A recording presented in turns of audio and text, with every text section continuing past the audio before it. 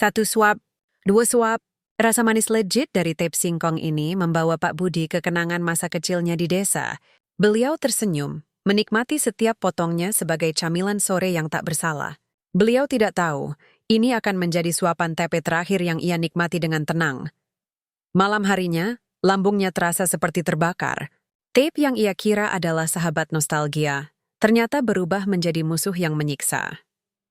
Di video ini, kita akan belajar dari kisah-kisah nyata seperti Pak Budi. Eda mengungkap dengan tuntas. Jika Anda mengidap salah satu dari beberapa penyakit ini, Anda dilarang keras makan tape.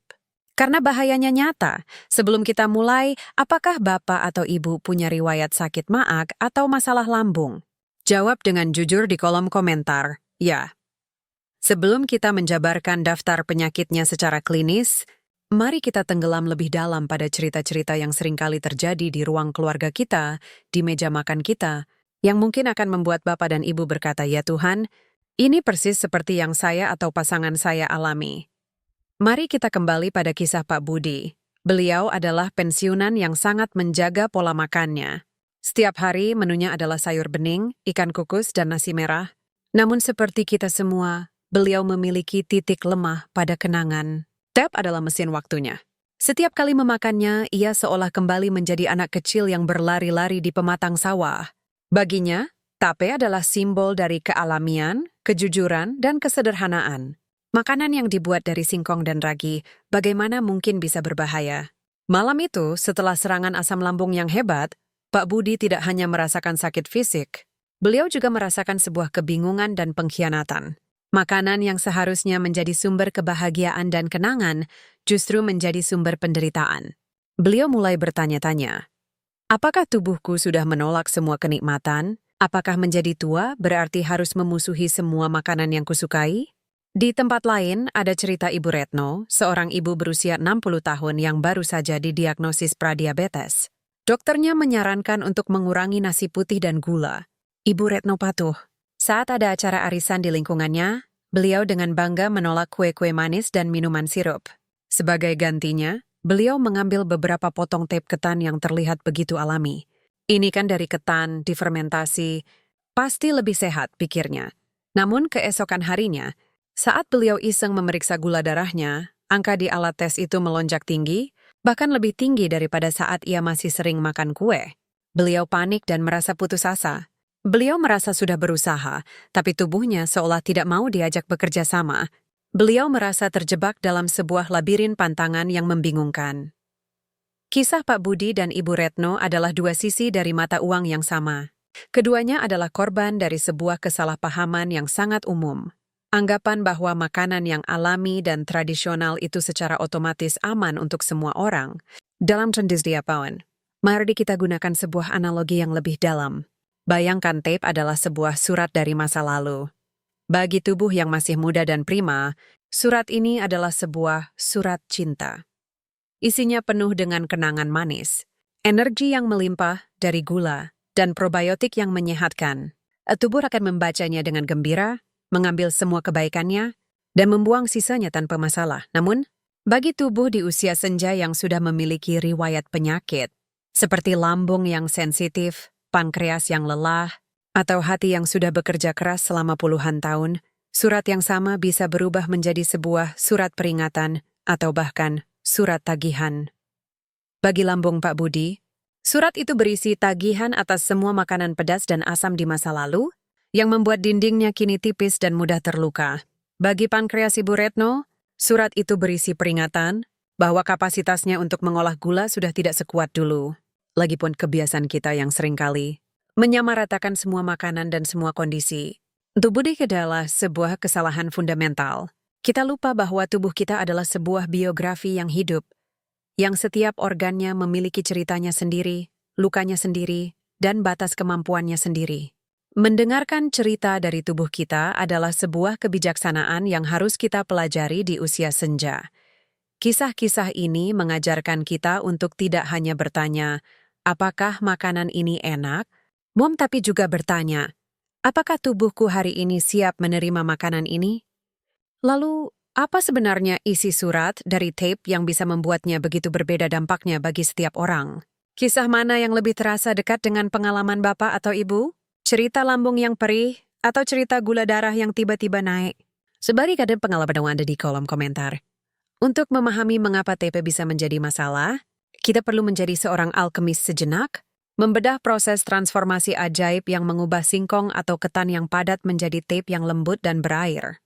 Di dalam proses inilah lahir sebuah trio kritis yang menjadi sumber manfaat sekaligus potensi bahaya dari tape, alkimia di dalam daun pisang, sebuah transformasi. Ajaib proses pembuatan tape adalah sebuah pertunjukan orkestra biokimia yang dipimpin oleh para arsitek mikro, tak kasat mata di dalam ragi. Saat ragi ditaburkan pada singkong atau ketan yang telah dimasak, para arsitek ini, yang terdiri dari berbagai jenis kapang dan khamir, akan mulai bekerja. Tahap pertama, pembongkaran benteng pati. Kapang, seperti Amylomyces ruxi, akan mengeluarkan enzim amilas. Enzim ini bekerja seperti tim penghancur yang membongkar benteng, pati yang besar dan kompleks menjadi molekul-molekul gula sederhana, glukosa, yang jauh lebih kecil. Inilah proses sakarifikasi, dan inilah alasan mengapa tape bisa menjadi sangat manis tanpa ditambahkan gula. Tahap kedua, pesta gula dan kelahiran alkohol dan asam. Setelah pasokan gula sederhana melimpah, tim kedua, yaitu khamir, ragi, seperti Saccharomyces cerevisiae, akan memulai pesta. Dalam kondisi minim oksigen, mereka akan memakan gula tersebut. Sebagai hasil dari pesta ini, mereka akan mengeluarkan etanol, alkohol, dan karbon dioksida. Di saat yang sama, bakteri asam laktat juga bekerja menghasilkan asam-asam organik seperti asam laktat dan asam asetat, cuka. Dari proses alkimia inilah lahir trio kritis yang menjadi penentu karakter tape. Protagonis. Dasu, gula sederhana, tsunami glukosa bagi darah protagonis pertama adalah gula dalam bentuknya yang paling sederhana. Jika karbohidrat dalam nasi ibarat balok kayu besar yang perlu waktu untuk dibakar, maka gula dalam tape ibarat serbuk mesiu yang sangat mudah dan cepat terbakar. Saat kita makan tape, gula sederhana ini tidak perlu lagi melalui proses pencernaan yang panjang. Isapan diperek langsung dan sangat cepat dari usus masuk ke dalam aliran darah, menciptakan sebuah tsunami glukosa. Bagi tubuh yang pankreasnya sudah mulai lelah atau sudah mengalami resistensi insulin, diabetes, tsunami ini adalah sebuah bencana. Pankreas dipaksa bekerja panik untuk mengeluarkan hormon insulin dalam jumlah masif.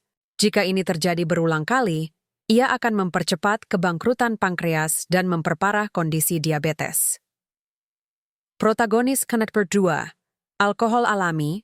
Beban tak terlihat bagi hati protagonis kedua adalah etanol atau alkohol. Penting untuk dipahami, ini adalah alkohol yang terbentuk secara alami.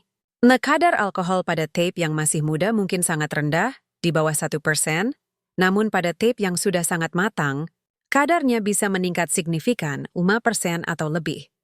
Alkohol, sealami apapun itu, tetaplah zat yang harus diolah secara khusus oleh organ hati, liver kita. Hati adalah pabrik detoksifikasi utama tubuh. Bayangkan alkohol adalah seorang tamu penting yang butuh pengawalan ketat.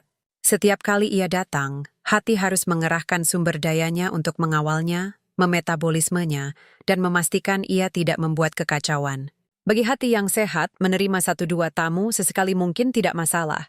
Tapi bagi hati yang sudah lelah atau sudah memiliki riwayat penyakit, seperti perlemakan hati atau hepatitis, tamu ini bahkan dalam jumlah kecil, adalah sebuah beban kerja tambahan yang sangat memberatkan dan tidak perlu. Protagonis, chakra 3. Asam organik. Gerimis tajam bagi lambung protagonis ketiga adalah asam-asam organik, asam laktat, asam asetat. Asam-asam inilah yang memberikan rasa asam segar yang khas dan menyeimbangkan rasa manis tape. Namun, bayangkan dinding lambung kita adalah sepetak tanah. Pada lambung yang sehat, tanah ini ditumbuhi rumput tebal, lapisan mukus pelindung, yang melindunginya dari segala cuaca. Namun pada lambung penderita maag, tanah ini sudah gundul dan terkikis di beberapa bagian. Asam organik dari tape, ibaratnya adalah gerimis yang terasa tajam saat jatuh mengenai tanah yang sudah terluka.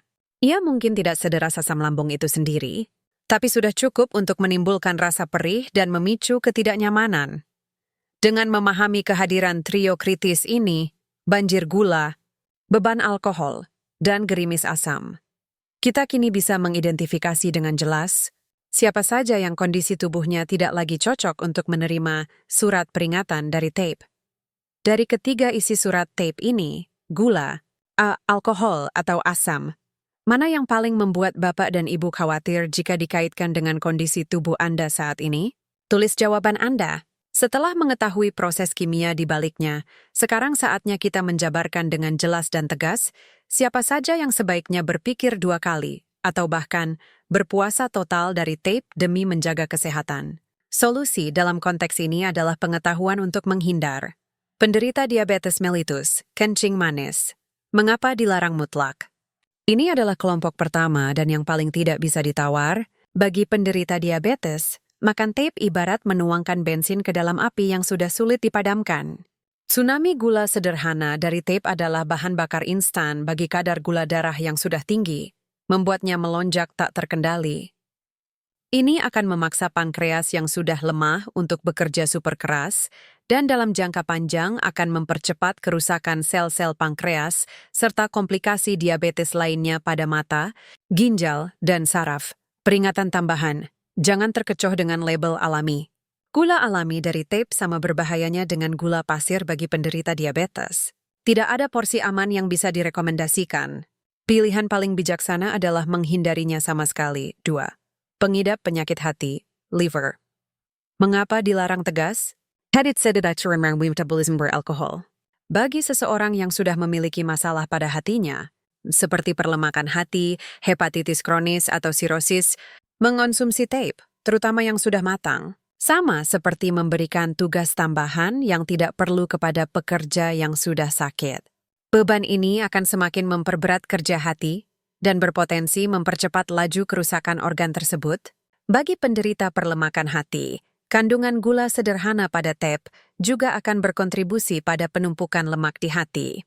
Peringatan tambahan, jadi tape menyerang hati dari 2 sisi, alkohol dan gula. Oleh karena itu, sangat disarankan untuk tidak mengonsumsi tape sama sekali jika Anda memiliki riwayat penyakit hati. T. Pejuang masalah lambung, GERD, MAAG, gastritis. Mengapa dilarang keras? Seperti dalam kisah Pak Hasan, tape bisa menjadi musuh yang sangat agresif bagi lambung yang sensitif. Ia menyerang dengan 2 senjata. Pertama, kandungan asam organiknya dapat secara langsung mengiritasi dinding lambung yang sudah meradang, menyebabkan rasa perih. Kedua, kandungan alkohol alaminya bersifat iritatif dan dapat melemahkan katup sphincter esophagus, yaitu pintu yang menahan asam lambung agar tidak naik ke kerongkongan, memicu refluks asam atau GERD. Peringatan tambahan. Risiko ini semakin tinggi jika tape dikonsumsi saat perut kosong atau dalam porsi besar. Jika Anda memiliki riwayat MAAG, namun sesekali ingin sekali mencicipi tape, cobalah dalam porsi sangat kecil 1 suap setelah makan besar, dan lihat tuh bagaimana reaksi tubuh Anda. Kalau Bapak dan Ibu merasa pembahasan ini sangat penting dan membuka mata, jangan ragu untuk menekan tombol subscribe sekarang juga, supaya tidak ketinggalan informasi-informasi krusial lainnya untuk kesehatan kita di usia senja. 4. Ibu hamil dan menyusui mengapa dilarang mutlak? Larangan untuk kelompok ini bersifat mutlak dan alasannya hanya 1, alkohol. Alkohol dapat dengan mudah menembus plasenta dan mengganggu perkembangan otak janin. Bagi ibu menyusui, alkohol yang dikonsumsi ibu dapat masuk ke dalam ASI dan terminum oleh bayi, padahal hati bayi sama sekali belum mampu memetabolisme alkohol. Peringatan tambahan, jangan pernah mengambil risiko sekecil apapun demi kesehatan buah hati yang tak ternilai harganya. Selama masa kehamilan dan menyusui, coretlah tape dari daftar makanan Anda. 5. Orang yang akan mengemudi atau mengoperasikan mesin berat mengapa dilarang penting? Ini adalah peringatan keselamatan yang sering terabaikan.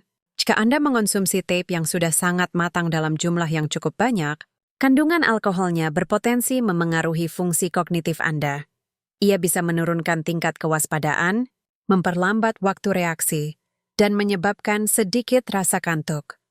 Peringatan tambahan. Efek ini, meskipun ringan, bisa menjadi sangat berbahaya jika Anda berada di belakang kemudi. Lebih baik aman daripada menyesal.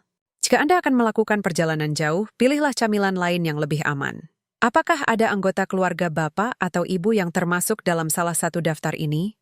Mungkin video ini bisa menjadi pengingat yang baik untuk mereka, bukan? Tapi hati-hati Bapak dan Ibu. Bahaya dari tape ternyata bukan hanya untuk mereka yang sudah punya penyakit-penyakit tadi. Ada satu jebakan tersembunyi yang bisa berdampak pada siapa saja, bahkan pada orang yang merasa dirinya sehat sekalipun. Jebakan ini tidak datang dari gula atau alkohol alami di dalam tape itu sendiri. Jebakan ini datang dari tamu tak diundang, yang bisa menumpang hidup di dalam tape jika proses pembuatan atau penyimpanannya tidak higienis. Tamu tak diundang ini adalah mikroba jahat, terutama jamur-jamur berbahaya dan bakteri-bakteri pembusuk. Saat arsitek mikro yang baik ditunggangi musuh jahat seperti yang kita bahas, Ragi Tepi adalah kumpulan arsitek mikro yang baik. Mereka bekerja dengan harmonis membangun cita rasa dan nutrisi yang kita inginkan. Namun, bayangkan jika dalam proses pembuatannya, singkongnya tidak dicuci bersih, tangannya tidak higienis, atau wadah penyimpanannya kotor.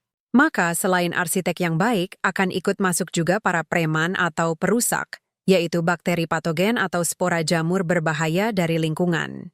Dalam lingkungan yang hangat, lembab, dan penuh gula di dalam tape, para perusak ini akan ikut berpesta pora dan berkembang biak, mengalahkan pertumbuhan ragi yang baik. Mengonsumsi tape yang terkontaminasi bakteri jahat tentu bisa menyebabkan sakit perut atau diare. Namun, ada bahaya yang lebih senyap dan lebih mengerikan dari jamur. Mengenal mikotoksin, racun tak kasat mata dari jamur pembawa malapetaka.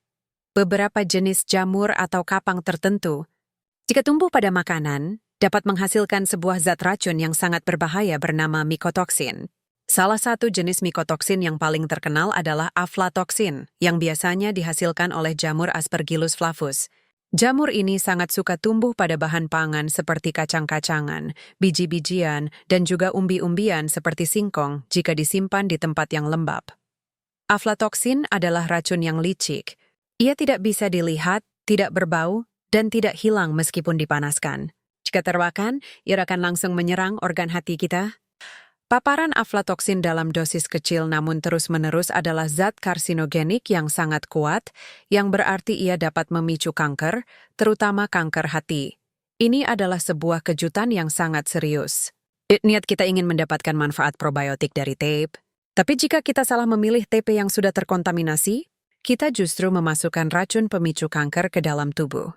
Ciri-ciri tape yang berbahaya dan harus dibuang segera lalu. Bagaimana cara kita mengenali tape yang berpotensi berbahaya? Gunakan semua indera Anda, lihat warnanya. Tape yang baik warnanya harus bersih dan seragam. Jika Anda melihat ada bercak-bercak warna aneh, seperti hitam, hijau kebiruan, atau oranye kemerahan, itu adalah tanda jamur berbahaya. Segera buang. Jangan mencoba membuang bagian yang berwarna saja, cium baunya. Tape yang baik beraroma khas manis asam. Jika Anda mencium bau busuk, bau apek seperti lapuk, atau bau amoniak yang menyengat, itu adalah pertanda proses fermentasi telah gagal. Segera buang, rasakan teksturnya, tape yang baik teksturnya lembut.